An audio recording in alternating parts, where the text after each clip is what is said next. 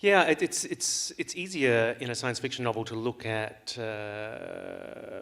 really complex issues like if you make the world more connected in terms of factory farms or massively networked kind of power supplies, all that sort of stuff, you create incredible risks for catastrophic collapses. And this is a great theme of science fiction, the end of the world, rah, rah, rah. But they're really serious concerns at the moment as everything is becoming more and more networked and more of our power supplies are being dependent on everything else.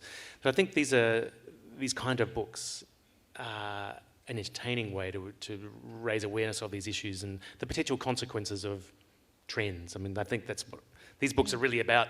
If we could extrapolate this trend a little bit further, in another decade or so, it's going to look really strange and really weird. And what might that mean?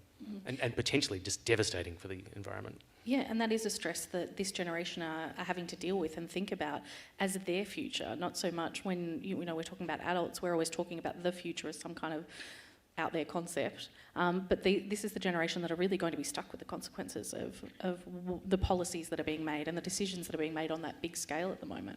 The generational future of my books, if I can just spend a minute talking about that. So there's our generation, and then there's the next generation where everything goes totally wrong, and there's this catastrophe in the background of the books called the Water Wars, where 6 billion people die. That figure's never named in the books, but it's in the back of my brain. And then there's another generation where things start to get slightly better. Then there's another generation that suddenly has no need for money, no need for government, and then there's my main character's generation. She takes this all for granted, but her grandparents remember, and her generation started to forget, and she needs to be reminded, and she needs to find out for herself. So that's kind of something I'm trying to tap into as well. Yeah.